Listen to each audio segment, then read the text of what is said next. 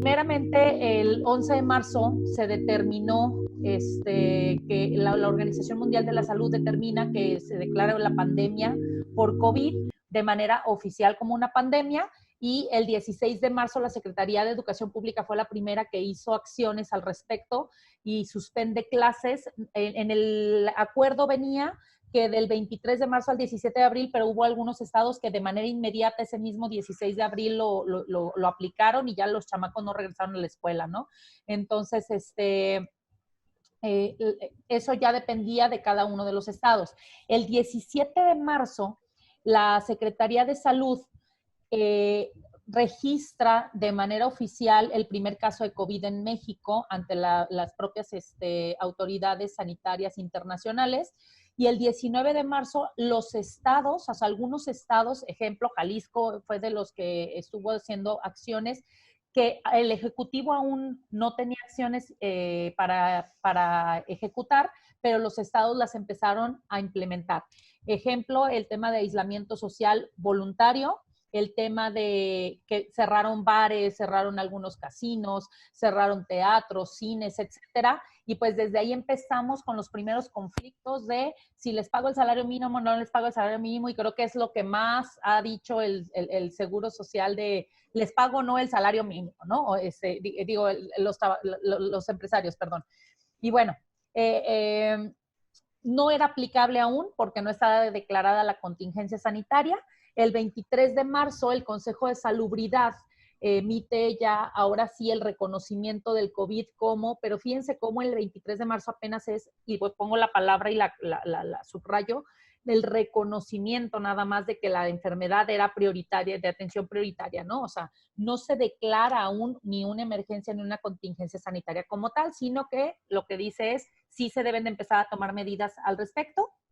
Y el 24 de marzo sale las primeras medidas preventivas que teníamos que acatar todos en materia laboral, que es suspensión temporal de actividades, principalmente lo hizo en grupos vulnerables y para evitar contagios, pero sin que esto derivara de la suspensión como tal de las relaciones de trabajo o en su caso de la terminación de las relaciones de trabajo. El 30 de marzo, el Poder Ejecutivo junto con el Consejo de Salubridad declaran emergencia sanitaria por causa de fuerza mayor al 30 de abril el tema del COVID. Aquí quiero recalcar las palabras de causa de fuerza mayor, que fue una maquiavelada terrible la que jugaron ahí con un juego de palabras literal, para no llamarle contingencia sanitaria, para que no lo quisieras encuadrar en la parte laboral, que muchos abogados dicen que ya, sí es una contingencia laboral y por lo tanto le dan el tratamiento como tal y están pagando el salario mínimo. Más adelante voy a hablar ya de manera legal al respecto, obviamente desde la opinión de su servidora, ¿no?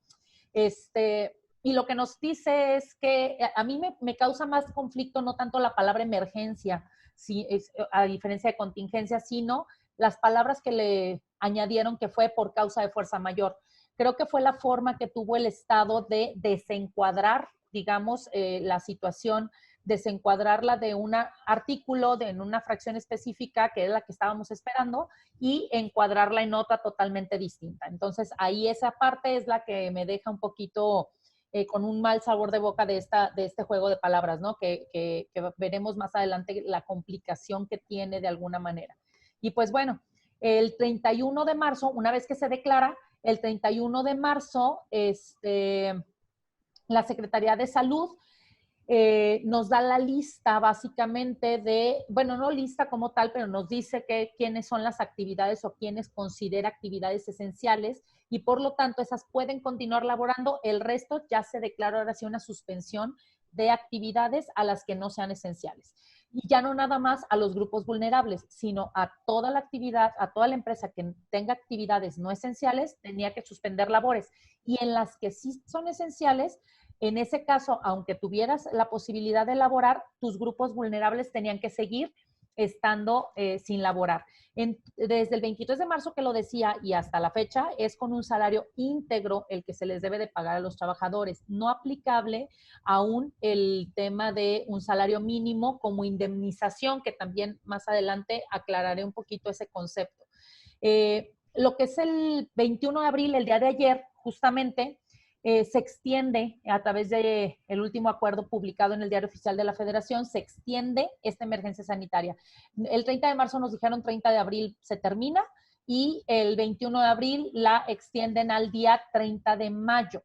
Entonces, se extiende todo junto con el tema del salario íntegro aplicable, exceptuando que nace un concepto nuevo en donde nos dice, bueno, pero vamos a hacer una segmentación, y esto ya lo venía diciendo Gatell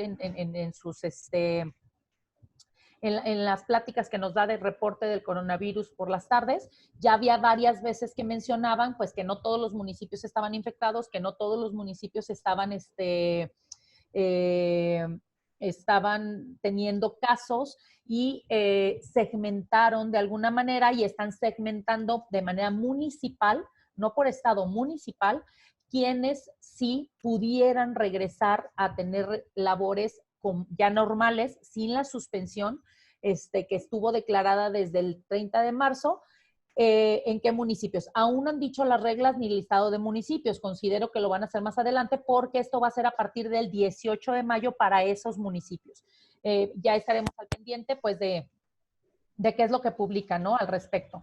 Entonces, eso es de manera general en donde estamos hoy en día parados. ¿Se declaró contingencia? No, no se declaró contingencia, se declaró, no esta de la que yo estoy hablando, no la que encuadra en estos artículos, lo que se declaró fue una emergencia sanitaria por causa de fuerza mayor. ¿Qué es esto y qué nos lleva como consecuencia de esto? Bueno, de esto nosotros tenemos, primero que dijimos, en el momento en el que nos estaba diciendo desde el 23 de marzo que nosotros teníamos que cubrir o proteger a los grupos vulnerables. ¿Quién es un grupo vulnerable? Menores de edad, embarazadas y los que tienen ciertas enfermedades que ahorita las voy a describir, ¿no? Los menores de edad sí están contemplados en la Ley Federal del Trabajo, artículo 175, en donde me dice que hay que pagarles el salario íntegro y a menos de que se declare la contingencia de la que habla el artículo, los artículos anteriores, ahí sí le estaría lo dispuesto a la indemnización, cosa que no ha ocurrido, por lo tanto les tienes que pagar el salario íntegro. Y luego tenemos, me voy a adelantar porque me di cuenta hace rato que estaban volteadas las láminas, embarazadas y en periodo de lactancia, misma situación, nada más fundamentado en el artículo 168. Tienes que darles el salario íntegro a menos de que hubiera contingencia, una indemnización. Pero en el decreto, desde el acuerdo que está en el 31 de marzo, en el 23 de marzo y en los subsecuentes, tenemos que a los mayores de 60 años de edad. Cuando salió el primero, el del 23, nos decía que 65 años. Cuando sales del 31 de marzo ya nos reduce la edad y nos dice desde los 60 años ya no deben de estar trabajando contigo. Las embarazadas o en puerperio inmediato, quien tenga hipertensión arterial, diabetes mellitus, enfermedades cardíacas o pulmonar crónicas, inmunosupresión adquirida o provocada, insuficiencia renal o hepática. Oye, el mayor de edad lo puedo entender perfectamente porque simplemente veo su fecha de nacimiento y sé que es mayor de edad. Una embarazada, pues a lo mejor viene, me lo dice y ya tenía una certificación del embarazo. El menor de edad también lo puedo identificar, pero ¿cómo diablos voy a saber yo si mis trabajadores tienen estas enfermedades o no? Y las consecuencias que esto pudiera llevar, el yo tenerlos laborando a estas personas y que algo les ocurriera. No sé si ustedes lo notaron o si les ha tocado estar viendo los reportes que está dando Gatell en las tardes. En uno de los días, de hecho en un par de días lo hizo, pero en uno de los días en lo particular, cuando dijo no se pueden cerrar los centros de trabajo y tienen que acatar todas las normas de seguridad y su sana distancia y todo este rollo, yo lo tomé como amenaza. No sé ustedes, ¿verdad? Pero dice, porque si no, pues al final del día van a tener clausuras de sus establecimientos e incluso las responsabilidades que correspondan. Las sanciones son las que establece la Ley General de Salud y también habló del tema penal, el tema penal de actos en contra de la salud, o no recuerdo cómo es el concepto en el Código Penal, ¿no? Entonces, aguas. Sí podríamos meternos en una situación complicada si a un trabajador lo tenemos laborando con estas características, pero insisto, ¿cómo me voy a dar cuenta si tiene, a veces ni el trabajador sabe pues que tiene diabetes o no?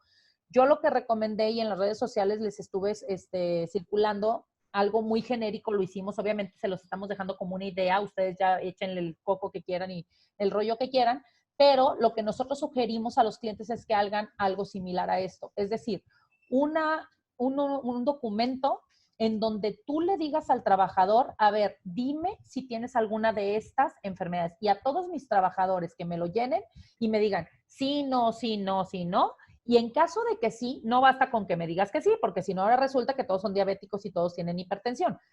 Demuéstramelo con un certificado médico. Y entonces ahora sí, te mando a tu casa con todo y tu salario íntegro, a pesar de ello ser una actividad esencial. Eso es lo que yo recomiendo que debiéramos hacer para poder justificar qué pasa si a lo mejor él sí tenía diabetes, pero ni siquiera la persona lo sabía. Ah, bueno, me le puso un no y aquí está, lo firmó y demás, ni siquiera él sabía cómo iba a saber yo, y si el día de mañana tiene una consecuencia, ni la familia ni nadie puede venir a demandarme por haberlo tenido laborando bajo estas condiciones. Entonces les decía, tenemos aquí ya el documento que pudiera apoyarles y pudiera ayudarles a que pudiéramos tener una certeza un poquito mayor de a quienes tengo que mandar a descansar con salarios íntegros. El artículo 57, segundo párrafo, nos habla de cuándo se pueden modificar las condiciones. ¿Qué condiciones? Las condiciones de trabajo. ¿Cuáles condiciones de trabajo? El artículo 25 de la Ley Federal del Trabajo nos establece cuáles son las condiciones mínimas que pactamos un trabajador y un patrón en el momento que hacemos un contrato. Son los requisitos que debe de tener un contrato. En ese artículo 25 nos viene un listado desde que si el nombre, que si el domicilio, etcétera, ¿no? Esas son condiciones mínimas de trabajo que pactamos. Cualquier cosa que tú modifiques de eso es susceptible a ser modificado a través de convenios. Entonces, en este caso en lo particular, si tú demuestras que, y aquí lo dice, cuando concurran circunstancias económicas que lo justifiquen, entonces sí podrías hacer un convenio que modifique estas condiciones. ¿Cuáles? ¿Qué es todo lo que se puede cambiar? Lugar de trabajo, horario, sueldo, nos habla de puesto, ¿no? O sea, son todos los requisitos que contiene un contrato. Entonces, si cualquiera de esos yo los puedo cambiar a través de estos convenios. Ahorita les voy a dar algunas recomendaciones de lo que estamos haciendo nosotros respecto a los convenios para evitar que el día de mañana nos digan que no tiene validez. E incluso varios de ellos ya hemos ido a la Junta y nos los ha autorizado perfectamente, entonces no tienen ningún problema porque ya está avalado a través de la Secretaría, y si está avalado es porque no transgredimos ningún derecho, que eso es una de las cuestiones importantes que hay que analizar, ¿sale? El artículo 57, segundo párrafo del que estoy hablando ahorita en lo particular, solo es aplicable a las relaciones individuales de trabajo, pero también tenemos ahorita su correlativo, digamos, o su símil para las colectivas, lo mencioné en un momento. ¿Qué es lo que tengo que cuidar? Lo que dice el artículo 33 de la propia Ley Federal del Trabajo, que nos dice que todo convenio o liquidación para ser válido habrá de hacerse por escrito. Entonces, fíjense, primer requisito para hacer un convenio es que sea por escrito. Muchos están haciendo los convenios verbales. Oye, fíjate que no sé qué, no hay trabajo y entonces vete a tu casa y te pago el 50%. Pues va, se aceptó, bien, bien compas, y ya se fue. Pero el día de mañana me puede demandar porque no existió nada por escrito. Eso lo sabemos, que toda la vida sabemos que debemos de tener contratos y demás, nunca han hecho nada. Hoy sí les pido que por favor sí documenten todo lo que están haciendo, porque la verdad es que todos estamos en el ojo del huracán en este momento. Ahora, segundo, que no cometan los errores que hacen normalmente, de irse a internet y bajar de internet el contrato más bonito que me encontré y está bien padre y entonces nomás le pongo mi nombre y lo adapto. No, necesitan un convenio adaptado a sus necesidades. Eso va a ser clave para que no se los puedan dejar sin validez. Hacerlos por escrito, que contengan una relación circunstanciada de los hechos que lo motivan. ¿Cuáles son los hechos que lo motivan? Y me voy a regresar un poquito. Primero tendrías que demostrar las circunstancias económicas que lo justifican. Primero. Segundo, que yo pondría dentro de esa relación circunstanciada de hechos la pandemia. tenemos que justificarlo en la pandemia. Ojo, me ha tocado ver convenios que hacen en donde el convenio dice que el trabajador y el patrón llegaron al convenio de que en lugar de 400 pesos ahora gane 200.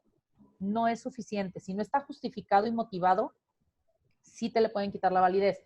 Nosotros, los convenios que estamos haciendo, entre 1 y 2 hojas son nada más de pura justificación. Imagínense, o sea, desde que porque en el decreto fulanito dice no sé qué, que porque mi actividad de eso no es esencial, que porque si tengo no trabajo. Por eso les decía, ¿qué va a ser la justificación? Depende de las características de cada una de las empresas. No podemos hacer convenios genéricos, pues, porque tú vas a tener que poder demostrar eso que estás diciendo. Entonces, tenemos por escrito que deba de contener la relación circunstanciada de hechos. Para mí un tercero bien importante que ahí no viene manifestado como tal, pero es sumamente importante, es que dejes claro que es un convenio temporal, porque parte de no transgredir derechos y parte de lo que dice más abajo, que es que no ataques a los derechos y no le cuartes derechos, es el que lo dejes que es de manera temporal, que no vayan a aprovechar esta situación para decir, ya les quería bajar el sueldo, pues ahorita lo hago y entonces ya es indeterminado. O ahorita corro al trabajador, pues aprovechando esta situación. Me explico, porque se van a meter en un problema realmente. Tendrían que dejar muy claro que va a ser de manera temporal. Y lo que nos dice es que deben de ser ratificados en la Junta o en los tribunales. Tenemos aquí una serie de problemas.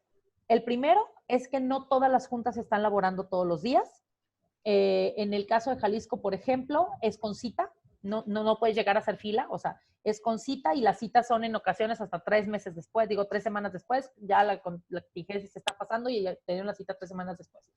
Pero bueno, con independencia de si hay citas, no hay citas, hay junta o no, el segundo párrafo del mismo artículo nos dice que cuando el convenio se ha celebrado sin la intervención de las autoridades, es decir, no fue ratificado, será susceptible a ser reclamada la nulidad. Es decir, sí pueden ir los trabajadores a decir, a pesar de que lo firmé, lo quiero hacer nulo, le quiero quitar la validez, pero solamente podrán quitarle la validez a aquello que tenga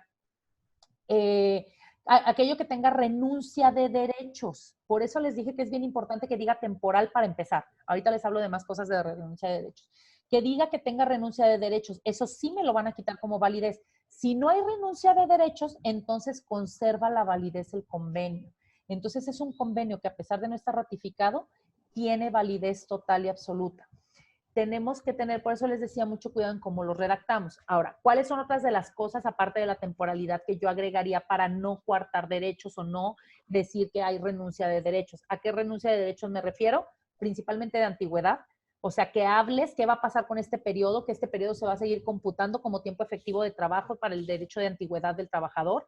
El tema de prestaciones ya ganadas, adquiridas por el trabajador, que las adquirió anteriormente y que ahorita pueden estar suspendidas. Por ejemplo, tú tenías premio de puntualidad, premio de asistencia, despensa, fondos de ahorro, etcétera, y ahorita dices, se los quito, los voy a suspender, va, pero tienes que decir que cuando regresen tienen esos mismos derechos íntegros.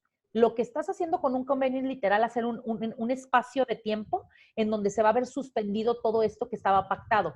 Pero una vez que esto se termine, tendrás que reiniciar los derechos que tenían los trabajadores. Y eso para mí es importante que lo dejen claro desde las cláusulas, y es parte de ratificar que no le estás coartando derechos, ¿sale? Ese es por un lado. El tema, les decía, de la antigüedad y el tema de prestaciones que ya se adquirieron con el paso del tiempo, principalmente. Si tienen dudas, váyanmelas escribiendo. Estoy a punto de terminar lo laboral y las empiezo a leer. Por otro lado, les decía, en materia colectiva nosotros tenemos que los sindicatos, junto con los trabajadores o los patrones, pueden acudir a los tribunales para hacer estos mismos convenios cuando existan las circunstancias económicas que lo justifiquen, ¿no? 426 fracción primera y 57 párrafo segundo para las individuales. Sí es importante, insisto, cuando ustedes hacen un convenio, identificar, ¿tengo o no sindicato? ¿Qué tipo de convenio voy a hacer con ellos? Hay muchas formas de hacer un convenio. Puedes hacer un convenio desde decir, les reduzco salario, les reduzco semanas, o sea, no semanas, días de la semana laborables, les reduzco horas de trabajo, aunque vayan los 6 días, pero menos horas, entonces menos sueldo y entonces le pago de esa forma. Puedo reducir actividades, por ejemplo, el decir, o cambiar actividades. Se está dando mucho ahorita tengo varios clientes restauranteros y el hecho de que eran meseros, pero hoy no son meseros, son repartidores, porque entonces hoy es a domicilio. Cambió totalmente el puesto, cambió totalmente la naturaleza de manera temporal, porque ahorita para poderlos mantener se están poniendo a repartir. Entonces hay que hacer un convenio respecto a esto y a lo mejor reciben más o menos sueldo, depende de qué es lo que tú decidas. El extremo sería que te vayas a casa sin sueldo, suspendida la relación de trabajo durante un tiempo, ¿no? Ese es el extremo. Yo la verdad recomendaría que para que no tengan problemas realmente en la junta, para mí el más recomendable y el que hemos utilizado más con los clientes es la semana reducida o la jornada reducida. Menos jornada o menos salario. Pero, por ejemplo, los que no son esenciales ni siquiera están trabajando, entonces ahí sí es reducción de sueldo, ¿no? Porque ante el trabajador no es lo mismo reducirle el sueldo que decirle, ya no ganas 400, ganas 200 haciendo lo mismo, a decirle, ya no ganas 400, ganas 200, pero porque haces menos cosas o menos días. Acabamos de hacer un convenio en donde es una catorcena la que tienen, pagan catorcenalmente y de la catorcena, en lugar de trabajar los 14 días, están trabajando nada más 5 días. 3 días una semana, 2 días otra semana, más su parte proporcional del séptimo día nos da 5.88, pero la empresa dice, bueno, les voy a pagar 6 cerrados. Les está pagando 6 días de 14, pero no los están trabajando, solo trabajan unos sí y unos no. Entonces no les redujo el sueldo siguen siendo sus 300 pesos diarios. La diferencia es que no van y laboran todos los días, pero eso de manera indirecta lo que hace es, se redujeron el pago de la nómina porque no trabajan todos los días y entra el cómo lo vamos a dar el tratamiento del Seguro Social, en donde sí se disminuyen las cuotas y cuando entra Seguro Social explico el cómo y el por qué. Por eso les decía que es importante identificar qué pretenden hacer para entonces ver qué vamos a hacer en materia fiscal y de seguridad social, ¿no? Principalmente. Y el artículo 430 que nos habla de cuando es causa de fuerza mayor principalmente, nos dice que el salario que se debe de pagar a los trabajadores durante ese mes es el íntegro, que es básicamente lo que trataron de hacer con el decreto que estamos ahorita. Situación compleja, con independencia de lo que diga el Ejecutivo o lo que pase, insisto en que los convenios son válidos el seguirlos haciendo con las características que ustedes necesiten. Yo no, a mí me han dicho, ¿tú qué recomiendas? Es que no es lo que yo recomiende. Pues yo te diría de recomendarte, pues déjales el salario íntegro a los trabajadores todo el mes porque también tienen que comer. Esa sería mi recomendación. El tema es, ¿tu empresa lo puede soportar? Más bien tienen que ver y ser realistas en que es una situación que nos va a arrastrar no un mes o dos, varios meses económicamente. ¿Qué puedes ofrecerle a tus trabajadores para que entonces pueda ser el convenio en función de eso? Algo bien importante que a mí me gustaría que comprendieran es, y con los clientes lo hago, ¿no? Y la verdad es de que sí ha resultado bastante bien el hecho de concientizarnos el que esta situación nos está arrastrando a todos y que todos estamos en el mismo barco que se está hundiendo y hay que remar juntos. Y ahorita lo que nos puede ayudar muchísimo es el diálogo con los trabajadores. Eso los invito de verdad muchísimo a tener un diálogo con los trabajadores constante. Así como el empresario tiene miedo de qué va a pasar con su empresa, el trabajador tiene miedo de qué va a pasar con su trabajo y con su familia.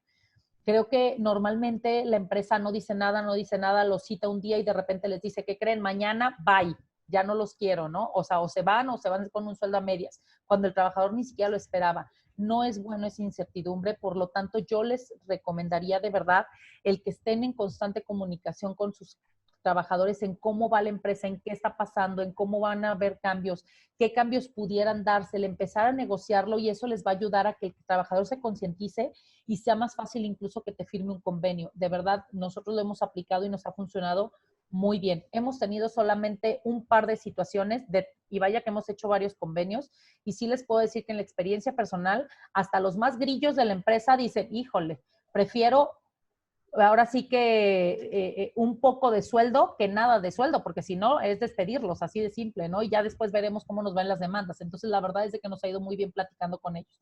Esa parte sí se los recomiendo, ¿no?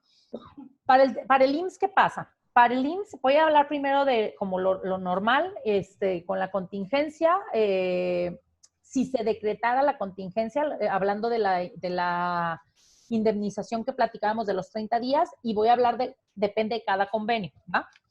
¿Qué es lo que nos dice el IMSS? Que tenemos el derecho a poner las ausencias. Como si se decretara la contingencia que estábamos esperando todo el mundo con los 30 días de salario mínimo, está decretada, les dije que hay una suspensión y lo que pagas es una indemnización. Entonces, lo más que podrías poner son 7 ausentismos, porque así es como nos lo permite la ley del Seguro Social. Entonces, sería poner 7 ausentismos y el resto del tiempo pagar de manera ordinaria, porque no se modificó el salario. No podrías bajar el salario mínimo durante 30 días, por lo que les expliqué de la diferencia entre indemnización y el convenio. Incluso, si me permiten, para mí es mejor que no decreten la contingencia y mejor hagamos convenios. Nos va mejor y podemos tener más oportunidad de hacer más ahorros, ¿no? Que las ausencias no pueden ser por más de 7 días, siempre y cuando proceda en los términos del artículo 37, o sea, que no hay una baja de por medio. Ya vas a tener que seguir pagando siempre y cuando no exista una baja, ¿no?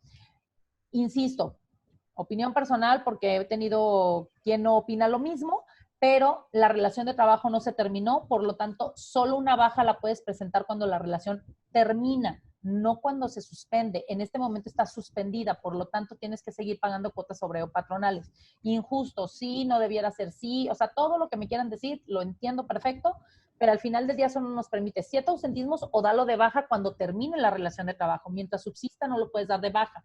La diferencia que vamos a tener aquí es con qué salario lo vamos a tener si no lo damos de baja, pero si hay una suspensión de la relación de trabajo. Ejemplo, el caso que dice Rigo, ¿no?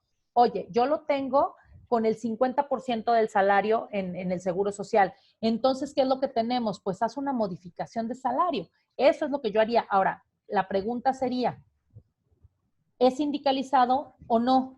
Si fue con sindicato, lo que aplica es en lo que dice el 34 en los últimos párrafos, ¿no? Nos dice, y aquí dice, ¿cuándo es aplicable uno y cuándo es aplicable el otro? En los casos de convenios que son fundamentados en el artículo 426 fracción primera y 427 fracción quinta, que son colectivos, en ese caso, la modificación sí tiene que darle un aviso, la empresa y el sindicato, al IMSS de esta modificación y hacer la modificación de salario descendente en su caso. O sea, bájales el salario del 50%, como se los estás pagando con la integración. Si el convenio fue individual porque no tengo sindicato, entonces ahí no tengo la obligación de avisar al IMSS, pero sí tengo la oportunidad, de acuerdo al artículo 34, de hacer mis descendentes. ¿Por qué? Porque al final del día yo pago sobre el salario base de cotización, o sea, sobre el salario que le pago a los trabajadores. Si nosotros nos vamos al análisis desde el artículo 28, 27 de la Ley del Seguro Social hasta el 34, nos vamos analizando nosotros en base a qué pagamos, pues al salario integrado, ¿no? ¿Y cuál salario integrado? Al que percibe el trabajador. ¿Cuál está percibiendo si pacté que ya no gano 400, gano 200? Pues hoy gana 200. Entonces, 200 más su integración, de acuerdo a la antigüedad que tiene, ese salario yo tengo la posibilidad de modificarlo. Ahora, ese salario es el fijo, ¿estamos de acuerdo? Si es el fijo, tienes 5 días después de la modificación para hacer esta modificación. Y entonces haces tu modificación descendente. Hay quien me dice, es que no se puede. Claro que se puede, el ITSE te lo permite. Lo que te hace es que te manda una notificación que te dice, ¿estás seguro? Y te da toda una fundamentación, ¿no? Sí, sí estoy seguro. ¿Por qué? Porque tengo el documento que me ampara, que ya no gana 400, gana 200. Y este documento, que es mi convenio, que en este caso el 50% que le estás pagando, me dice que ya le voy a pagar el 50%, te hago mi modificación de salario. Ahora resulta que el trabajador no es fijo, es un salario mixto, por ejemplo, en donde tenía variables. Ah, bueno, le moviste los 200 pesos, o sea, de 400 a 200, pero tu variable tienes que respetarla del bimestre inmediato anterior, ¿no? Ahorita marzo, abril, tendríamos que respetar las de enero, febrero, que presentamos el 1 de marzo, la variable, más el nuevo fijo me da un nuevo mixto. Entonces presento mi salario mixto modificado y ¿yo qué tengo? Tengo mi convenio, tengo mi nómina donde hoy le pago menos y tengo, porque sí tendrías que hacer una modificación también descendente en la base de nómina, y entonces tengo mi pago acorde a este nuevo salario base de cotización. Hay mucha gente que no está presentando modificaciones de salario ante el IMSS porque tiene miedo de que el IMSS le llegue y le fiscalice. Pero, ¿qué te va a fiscalizar? En todo caso, el que pudiera multarte, el que pudiera decirte algo o meterte en un problema por la disminución del salario es la Secretaría del Trabajo, no el IMSS, porque al IMSS se le paga en función de lo que el trabajador gana. Y el que pudiera decirte, no señor, debiste haberle pagado un salario íntegro, es la Secretaría del Trabajo. Y si ya tienes un convenio que te defiende con la Secretaría del Trabajo, y máxime si ya está ratificado, ¿por qué sigues pagando un salario íntegro en el Seguro Social? Esa parte ahí sí me cuesta como trabajo el entender el que hacemos como modificaciones con miedo o a medias. Si vas a entrarle, es entrarle con todas las desde la ley en todos los supuestos en los que estamos. Yo hace rato hablaba de varias formas de hacer convenios, ¿no? Podía ser semana reducida, jornada reducida, reducción de salario sin que hubiera habido una reducción ni de horas ni de días, y el que de plano no les pagues nada, ¿no? Básicamente son los que ahorita se me ocurren que son las que se han manejado. Esas 4. Bueno, sí, y el que los despide. Entonces, pero esa sí sería una baja. ¿Y en sí los está despidiendo? Sin nada de pago, o sea, los puros proporcionales y los da de baja. Bueno, ese ya será otro tema. Ese es muy agresivo. Pero dentro de los que son modificatorios de la relación de trabajo son estos 4 básicamente. Entonces tenemos, ¿qué fue lo que hiciste? Por eso les decía, sindicalizado, confianza. Individual. Me voy a ir al individual porque es el que más nos atañe. Si fuera sindicalizado, vas a necesitar de tu sindicato para hacer estos procesos. Que en realidad nosotros hemos hecho los procesos y nomás el sindicato va y no los firma. Pero bueno, de estos de que son individuales uno a uno, si tú lo que elegiste fue disminuir salario, que es lo que platicamos ahorita con el caso de Rigo del 50%, entonces pasaría esto. Ya pactaste 50%, ya tienes el convenio que dice 50%, entonces reduce al Seguro Social su salario de acuerdo a la fracción primera del 34, ¿va? Si lo que hiciste fue mover jornadas de trabajo, es decir, antes trabajabas 8 horas, hoy vas a trabajar 4, no ganas 400, ganas 200. Sí hubo una disminución de salario, pero no solo la disminución de salario. La disminución de salario se dio de manera indirecta, digámoslo de esa forma, porque lo que en realidad disminuyes es jornadas. Entonces, en ese caso, lo que vas a hacer es sí la modificación de salario, pero es importantísimo que yo sé que normalmente el SUA lo utilizan con lo más básico del mundo mundial y nomás me le ponen el número de seguro social, el nombre del trabajador, el salario y la fecha para que se vaya el mentado aviso. Todos los demás iconos siempre han sido importantes. Hoy más que nunca son importantes. Sí es de suma importancia que cuando presenten la modificación de salario le pongan jornada reducida, menos de 8 horas, para que entonces coincida con el convenio que estás haciendo, elitse la jornada reducida y ahora sí tienes una disminución de también salario base y salario integrado dentro de la nómina. Si lo que moviste fue semana reducida, es decir, el caso que yo les platicaba de la empresa que nada más van 3 días en lugar de 7 días en la semana. Ok, si nada más estás yendo esos 3 días, tienes que hacer todas las características de una semana reducida y esa es la que más les cuesta un poquito de trabajo, como comprender cuando no están tan familiarizados en cómo funciona. Me voy a poner una pizarra. Semana reducida. Ahí me van a disculpar, mi dedito mágico no es muy bueno para escribir en estas cosas. Semana reducida, ¿cómo funciona? Esto viene en el artículo 29 de la Ley del Seguro Social y el artículo 116 de la ley del RASERF, para que lo analicen por ahí. Ahorita vemos el artículo 116, perdón. La semana reducida, el trabajador pactaste nada más ir lunes, miércoles y viernes en lugar de toda la semana. Lo que le estás reduciendo, el trabajador gana originalmente 300 pesos. Ay, no sé escribir con esto. ¿Tienes la pluma? Con 300 pesos cada uno. Y entonces, lo que le estás bajando son los días de ir a laborar, no el salario, ¿sale? O sea, el salario sigue siendo 300 pesos. Lo que cambiaste es que hoy en día, denme un segundo nada más para ver si tengo mi pluma en algún lugar del mundo, a ver si voy a agarrar. Ok. Así agarro. Muy bien. Ahí va. Entonces, 300 pesos de cada día. En realidad, lo que tienes es que estos días no está yendo a laborar, ¿sale? Y el viernes, y tenemos el domingo. Obviamente, esa persona, ¿cuánto va a ganar? Lo que gana es, déjenme sacar también una calculadora.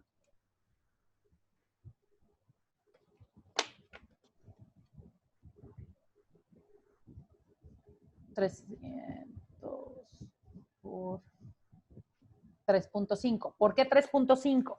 Porque le falta su proporción del séptimo día, ¿sale? Entonces, está ganando 1,050 pesos a la semana, ¿va?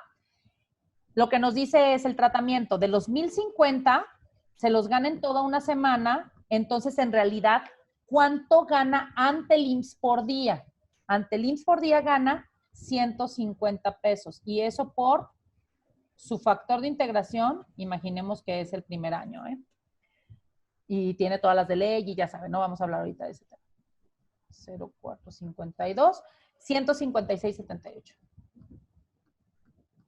¿Qué voy a hacer? Entonces, lo que yo voy a hacer es mi convenio que dice que va 3 días a la semana nada más. Los mismos 300, no bajé salario, pero si se fijan de manera indirecta, sí bajé nómina y sí bajé salario base de cotización.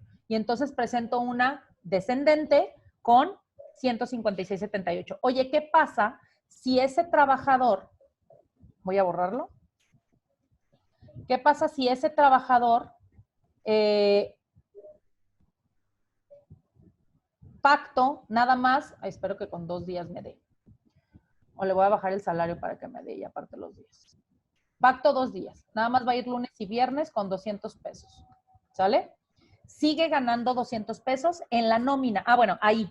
¿Qué voy a hacer en la nómina? En la nómina sí le tengo que poner ausentismos. ¿Por qué? No porque esté ausente, porque ningún sistema de nóminas está configurado para semanas reducidas. Entonces no hay manera que lo configures. Entonces, digo, no sé, un RP sí, pero los comerciales ninguno lo puedes adaptar a semana reducida. Entonces, la forma de hacerlo en sus sistemas de nóminas es poner los ausentismos de los demás días. ¿Sale? Y entonces, para que te cuadre el que pague, en este caso va a ser, la proporción son, 6 por 2 más 2 por 200. 466 pesos a la semana. ¿Sale? Es lo que gana, 0.66. Entre los 7 días de la semana, ante el IMSS quedó con 66.66 más la integración,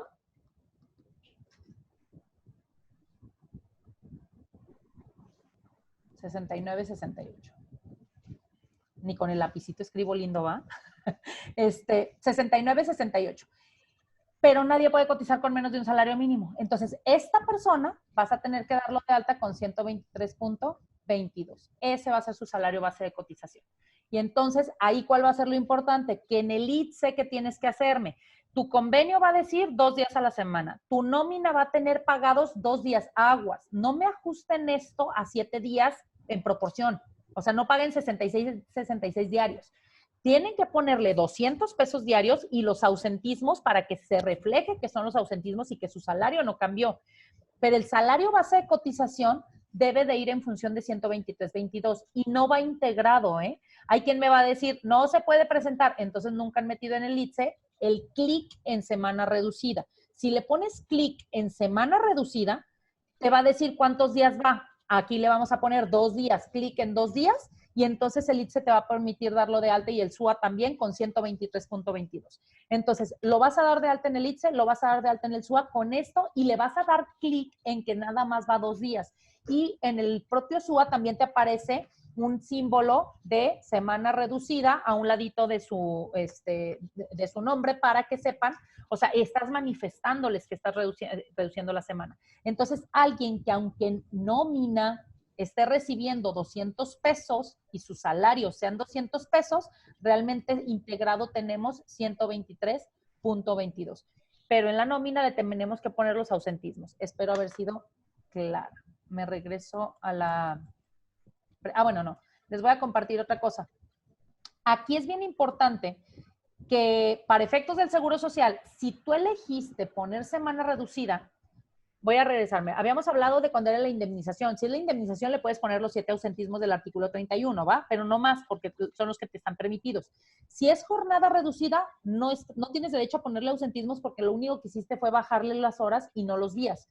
Si es semana reducida, tampoco le podrías poner ausentismos. ¿Por qué? Porque los días que no va, no es porque esté ausentándose del trabajo. Tú ya te hiciste de un beneficio de reducir el salario base de cotización por manifestarlo como semana reducida. Lo que sí es que el RASER, déjenme lo abro, en el artículo 116 nos dice el tratamiento para semanas reducidas con ausentismos. Ejemplo, si la persona yo pacté con ella que iba a ir lunes, miércoles y viernes y me falta el miércoles, ahora sí le pongo ausentismos, porque de su semana reducida me faltó alguno de los días. Y entonces nos dice, oye, iba 3 días y me faltó uno, le puedes poner al SUA 2 ausentismos. En este caso en particular, oye, pero si sí fue sus 3 días, no tienes por qué ponerle ausentismos. Entonces, tenemos que evaluar qué vamos a hacer y qué nos sale más costoso o no para ver qué acuerdo vamos a llegar con los trabajadores que sea el más benéfico para todos. Insisto, yo no recomiendo en lo personal las reducciones de salario, solo reducción de salario. Es mejor adaptar las nuevas condiciones de trabajo completas también por cuidar un tema de clima laboral principalmente, ¿no? Me voy a ir a la presentación. Si tienen alguna duda, comenten. Ok. En el caso de las modificaciones, les decía colectivas, ahí sí tienes que hacer un aviso al instituto y el aviso tienes que adjuntarle las modificaciones de salario, pero junto con este aviso, ¿no? Me quedo hasta aquí con Seguro Social. Navid, regla general, lo que tenemos es que lo mismo, 7 ausentismos y nada más, y a menos de que haya una baja con la terminación de la relación de trabajo. Entonces, en este caso, oye, sí hice reducciones de salario, sí hice lo que hayas hecho, pues de regla general, ahorita les voy a decir los beneficios que salieron publicados, pero de regla general, esto es lo que aplica y vas a tener que seguir reteniendo normal, pagando normal, y si no lo retuviste, pagarlo tú a cuenta del trabajador, o el que el trabajador te dé el comprobante de que él ya lo pagó para que tú puedas defender el por qué no lo pagaste, de acuerdo a lo que nos dice el propio artículo 29 de la ley del Infonavit. Lo que hizo el Infonavit fue sacar a través de un comunicado, que es el comunicado 18. Lo encuentran en la página del Infonavit. Si ustedes en los buscadores le ponen Infonavit sala de prensa, los lleva directamente a la sala de prensa, y es el comunicado 18 del mes de marzo, porque ahí te dice que por fecha los busques. Entonces ponen mes de marzo de 2020 y es el comunicado 18, y nos dice que a partir del 15 de abril, para los que pierden empleo, no para los activos, para los que pierden empleo, lo que hace es que les va a congelar su crédito en cuanto a los intereses durante los meses de abril a junio. Eso, al igual que el seguro de desempleo, entran en automático, no necesitas hacer ninguna solicitud. Y en el tema de los convenios salió que las empresas que declaren un paro técnico, pero fíjense bien en que sí dice ahí, avalado por la Junta, e incluso dice, o por el sindicato. Si lo hicieron individual sin avalar, el Infonavit no se los va a hacer válido. Solo si el sindicato lo avaló o si lo avaló la Junta, entonces puedes solicitar que se calcule el descuento hasta por una disminución al descuento de un 25% en delante, hasta por 12 meses o 3 meses. Ellos te van a decir, si tienes síntomas, no salgas de tu casa, quédate en tu casa, y entonces tramítala por internet para que no vayas y contagies. Espérate el tiempo del periodo para saber si es o no. Si no fue, pues ya puedes salir. Pero si sí fue, si antes de los 14 días te sientes muy mal o pasa algo muy grave, ve a que te atiendan. Si después de los 14 días te sigues sintiendo mal, sí tienes que ir a la clínica, si sigues teniendo los síntomas. Pero si pasan los síntomas, ya te di la incapacidad y ahí nos vemos. ¿Qué contiene el kit? El kit venía con un bonche de cubrebocas, un gel antibacterial hecho por una cervecería conocida, un jabón para lavarte las manos, 2 cajas de paracetamol para que no dejara de ser el IMSS, 2 cajas de paracetamol y y un instructivo de cómo te tienen que atender, cómo debes de actuar en tu casa para no contagiar a los demás, porque el kit es justamente para que no contagies aquí a los demás dentro de tu casa. Y y te vienen los teléfonos a los que tienes que hablar para que te den instrucciones de qué hacer. Lo que te dicen básicamente es el que te estés monitoreando y que la fiebre y que los síntomas y que si necesitas algo más llames a otro número para que entonces vengan y te hagan unas pruebas y etcétera, etcétera, ¿no? O sea, es como en los mecanismos que vas a utilizar. Una vez que les decía, si transcurren los 14 días ya no pasa nada. El trámite es sumamente sencillo. Hemos trabajado en home office mucho más las empresas, ¿no? O sea, de estar haciendo trabajo en casa. Y no estábamos acostumbrados, y por no estar acostumbrados generalmente no tenemos nuestros reglamentos adaptados a eso, ¿no? Y los reglamentos interiores de trabajo, no tenemos los contratos en donde están diseñadas este tipo de situaciones, y también son modificaciones a los contratos, ¿se acuerdan? El lugar en donde se ejecuta el trabajo. Por lo tanto, sí recomiendo hacer un convenio, no tan formal como el otro, pero sí un convenio que es temporal, la modificación del lugar de trabajo, para que especifiques a dónde es el lugar de trabajo y sí muy claras las actividades que se van a desarrollar, el cómo se va a desarrollar, muy claro en el convenio, porque si no, entonces resulta que cuando se cae en la cocina o se cae en el baño, quiere ser un riesgo de trabajo, ¿no? Porque ahora se modificó de esa forma. Para que no lo dejes tan abierto, sí recomendaría que lo hicieran de esta manera, ¿no? A través de convenios. Entonces, bueno, ojalá nos puedan seguir, nos puedan compartir y les agradecemos muchísimo su preferencia.